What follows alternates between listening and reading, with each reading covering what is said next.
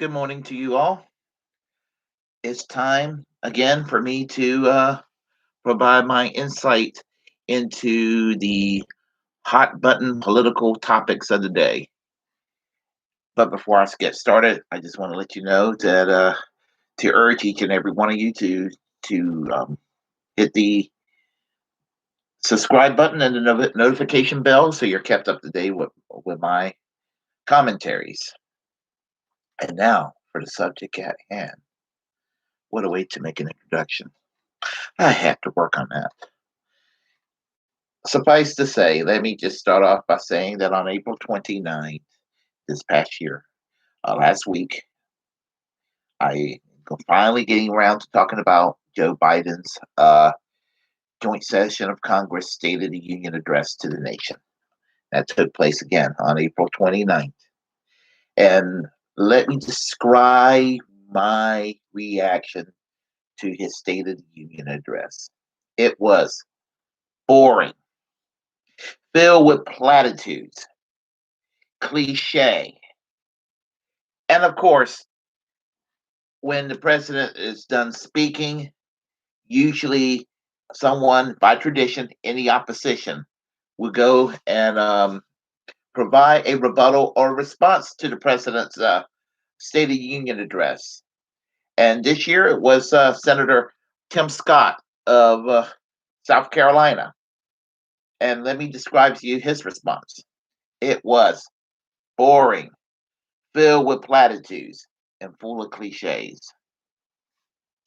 Yep, it once if there's anything that ever proved that there's not a profound dime's worth of difference between the two parties, were basically the boringness, the platitudes, and the cliche of President Joe Biden and U.S. Senator Tim Scott of South Carolina.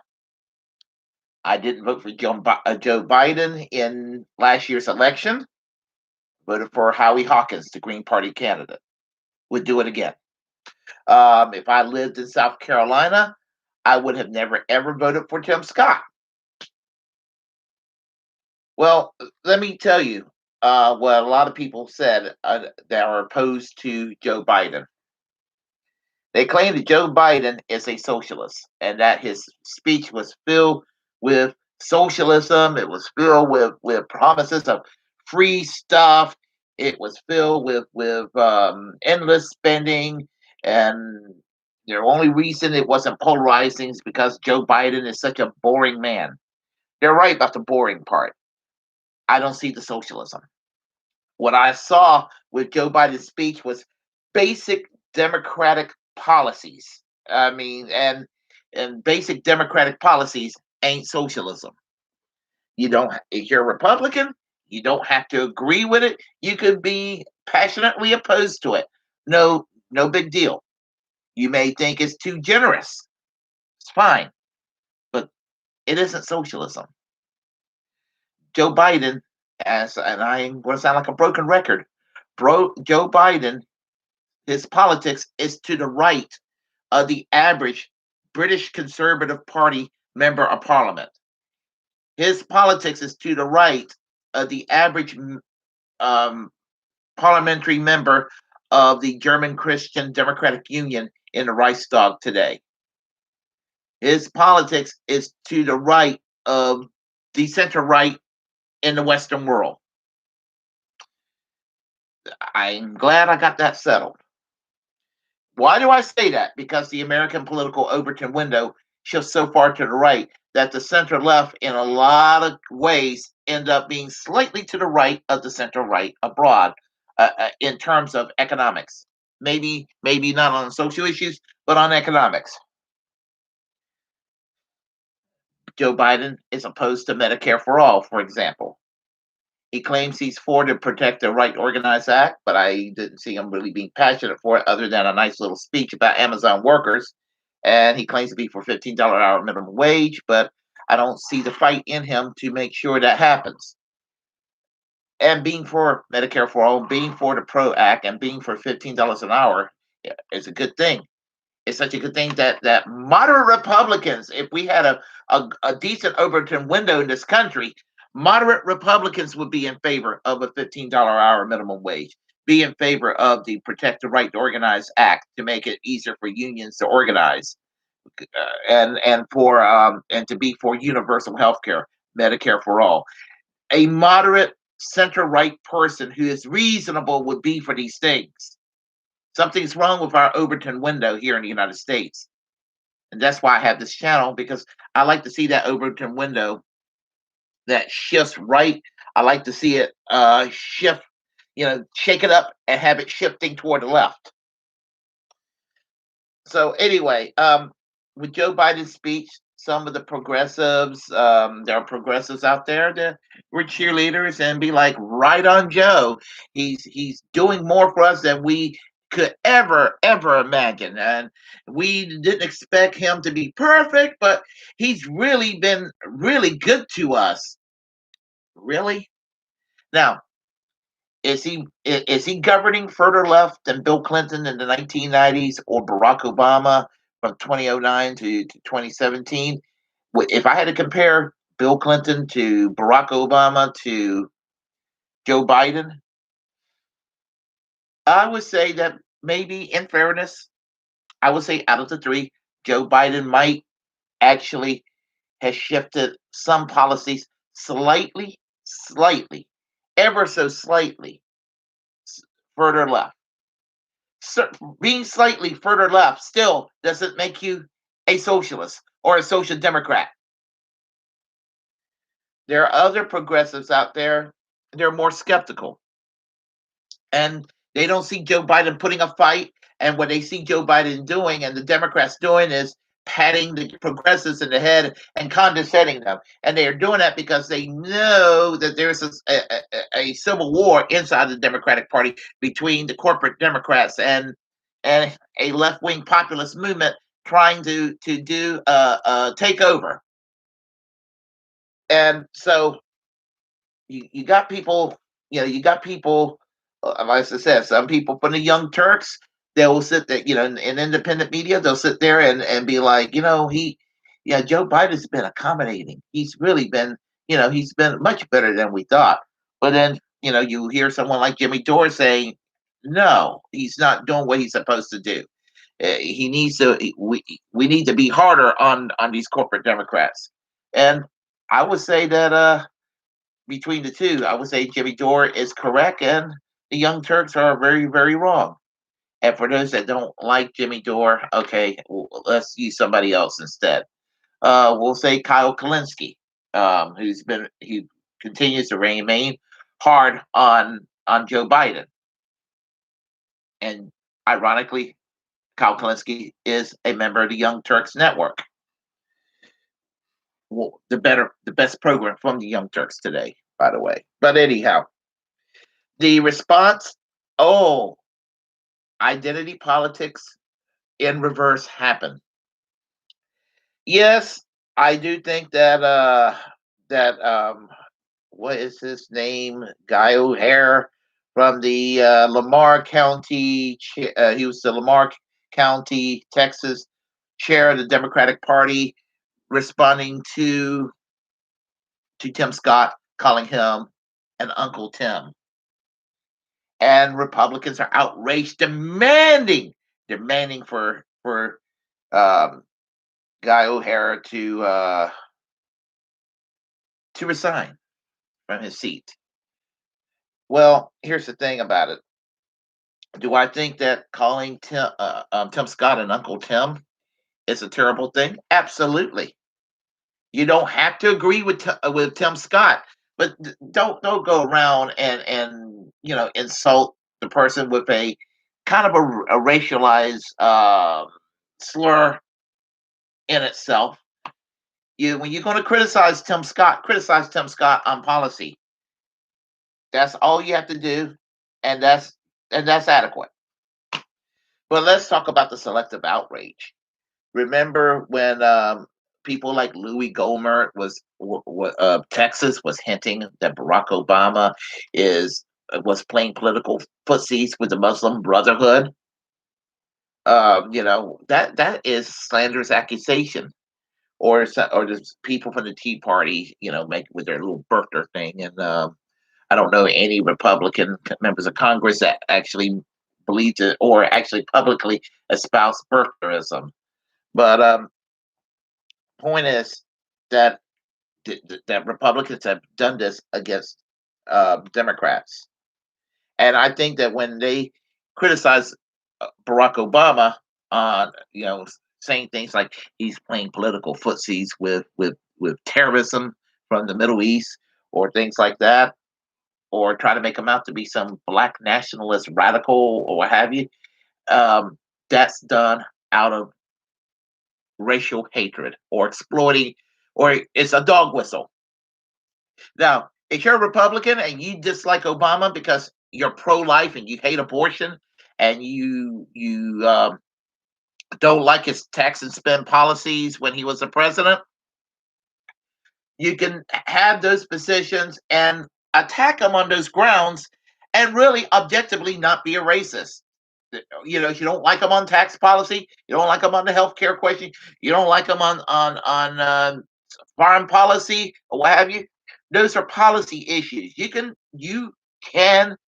be a hardcore conservative and dislike Barack Obama or any Democrat for that matter on policies that you basically disagree with, and is there's nothing controversial in being opposed to those policies. I'll even be generous to say that all the right wing people who hated Obama, if they didn't go around claiming that he was collaborating with terrorists and he was this black radical revolutionary trying to overthrow the U.S. government or something like that, if you don't say these things, but you go push the envelope and get very over the top and you accuse them of being a socialist or even a militant Marxist, I even will let a little.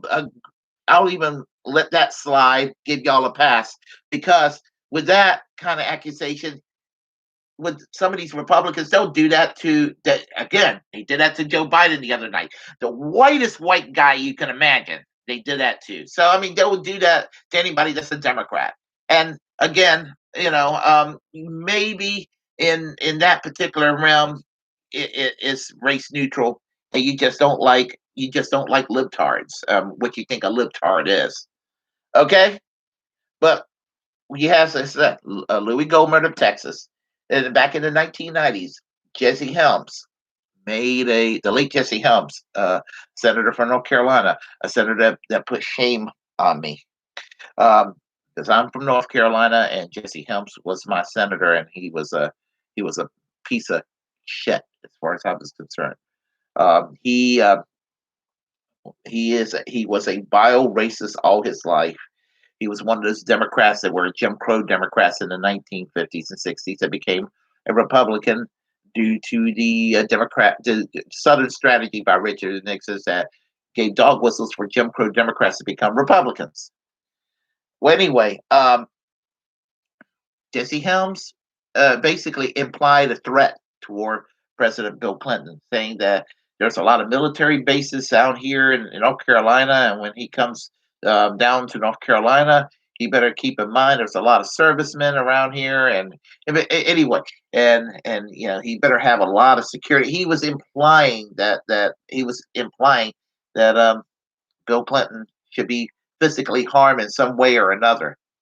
Now, you know, if somebody would have said that about a Republican president that was on the left, the FBI will be knocking on your door. What the fuck is all of this about? So but the double standard. Well, and then let's talk about today's contemporary crazy, Marjorie Taylor Greene. Marjorie Taylor Greene is a congresswoman from the 14th congressional district of Georgia, and she, among many other things, among the crazy things like supporting QAnon and believing that there is a satellite in outer space that's run by the Rothschild family. Rothschild is when the name Rothschild's mentioned, they mean Jews. and a satellite being shot into laser being shot into the California forest, starting the forest fires. That sort of thing. This is kind of crazy. You have to deal with Marjorie Taylor Greene, a woman who, in her campaign commercial, implied violence against against Antifa. Implied violence against you know Black Lives Matter and socialists. Well, she basically endorsed Nancy Pelosi, Hillary Clinton, and Barack Obama getting arrested and executed. And she stated that she was very much in favor of that on a Facebook post. So, my point I'm trying to make is that I don't agree with calling Tim Scott Uncle Tim, but don't act like that the Republicans are virtuous and they never engage in violent, over the top rhetoric or what have you. Um, and yeah, shame on this person for calling Tim Scott Uncle Tim. There's plenty to criticize about Uncle Tim. I mean, sorry, Tim Scott. There's plenty to criticize about Tim Scott, but calling him Uncle Tim is inappropriate. You can call him a jackass for supporting horrible policies, but anybody can be a jackass. But anyway, um, Tim Scott. There's plenty to disagree with Tim Scott. He's, as I said, for me, I don't give a damn if he's white. I don't give a damn if he's black.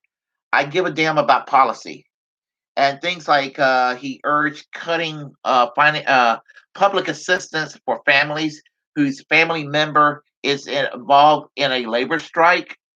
That's anti-unionism. That's a way to try to bust unions and try to discourage people from engaging in pro-labor activities. That alone, that alone, that alone is enough to say he's a scumbag. He is a foreign policy neocon that thinks that we should not pull out of Afghanistan and that we should keep our troops there indefinitely and keep this foreign policy mess that Bush and Cheney created 20 years ago to keep it going on. That in itself, that in itself makes Tim Scott a bad man. So I mean, the thing about it is that I do criticize people on my side of the fence, progressives that value identity over class, and don't accuse me of being a class reductionist. There's time to use identity politics, and there's a time to use class issues, and everything needs to be on an individual case by case basis, and needs to be done in an intelligent way that can appeal to all people, so that the left can actually win. And that's what it comes down to. It comes to actually winning.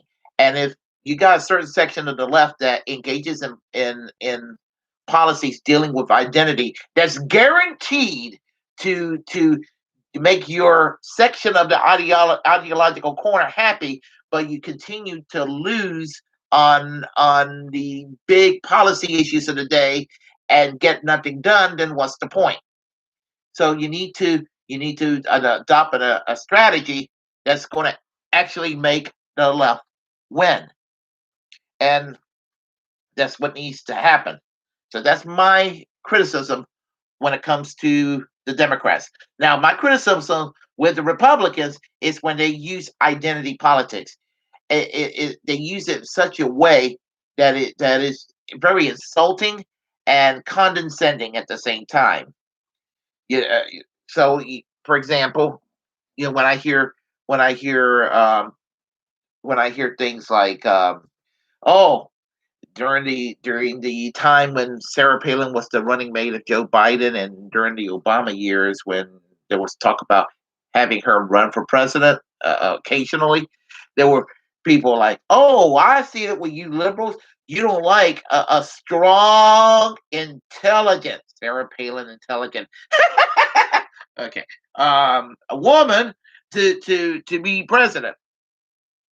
Now you can say You could say that I disagreed with Margaret Thatcher across the ocean. Was she a strong, intelligent woman? Yes, she was. I would never vote for her because she had bad policies in the UK. And Sarah Palin's policies are actually worse than the late Margaret Thatcher. And so, yes, I oppose Sarah Palin on policy matters. Now, recently, she did say something that I agree with, and she urged the president to pardon Julian Assange. And again, I am magnanimous enough that even when my political opponents say something that's sensible, I'm going to go congratulate them and give them credit for it. So while I disagree with Sarah Palin 98.6% of the time, she was correct on Julian Assange. And she's correct on legalization of weed. She actually favors the legalization of weed, for what I understand. Good for her. But here's the thing. Again, I'm not going to look at Sarah Palin broadly, or someone like Michelle Bachmann broadly, or someone like Candace Owens broadly, or someone like Marjorie Taylor broadly, and be like, well, they're all three women, and you know, and therefore they're saying political things, and we need more women empowerment. I got to go and support them. Or someone like Tim Scott, who is obviously an African American, or someone like Congressman Alan West of Florida, former congressman, and uh, two black conservative Republicans, and be like, well, they're African American and they espouse conservative policy. Well, because they're African American, I gotta go support them. No, no, I don't, because it's policy. Even within the Democratic Party, when Bernie Sanders and Hillary Clinton were fighting toe to toe, I'm not going to go by this notion of, oh, well, Hillary Clinton, she's a woman, and Bernie Sanders is a crusty old white guy. Even though his ideas are better than hers, they still are. I got to go and vote for Hillary Clinton because she's a woman. Ah! No, I'm not going to do that. And by the same token, Caitlyn Jenner uh, is planning to run for governor of California. I'm not going to go by, and so as someone who support transgender equality, because I believe people are people, and equality matters. I'm not going to go by the fact that, oh, well, Caitlyn Jenner is a transgender individual planning to run for governor, and even though she's a Republican, you know, she supports policies of most cliche Republicans, but because she's a transgender individual, I gotta go vote for Caitlyn Jenner, support Caitlyn Jenner, I'm not going to do that. I'm going to support a candidate based on policy. Policy matters, not what somebody is. And I'll give you an example. Give you some great example. For example, you know, it's all about making lives better with your policy. Health care for all will make your life better. Universal basic income will make your life better. Um, Expanding union rights will make your life better. Getting the troops out of the Middle East and bringing them back home will make our society safer. Free college will make us more enlightened. Um, Getting rid of the death penalty would enhance human rights. These are policy, it matters, and policy is what matters. I mean, when Cornel West, when I hear Cornel West being interviewed and everything, I don't agree with him because he's a black man. I agree with Cornel West because he's got great policies. When Adolph Reed, who wrote for the Progressive magazine, The Nation magazine, is a contributing writer for The Nation magazine these days, and he, when he espoused his policies, and I met this man, by the way, in 1996 in Chapel Hill. He's a really nice person, Adolph Reed. When he espoused policies, his policies are grounded in truth and grounded in actual intellectual weight that once it's put into practice, it would work.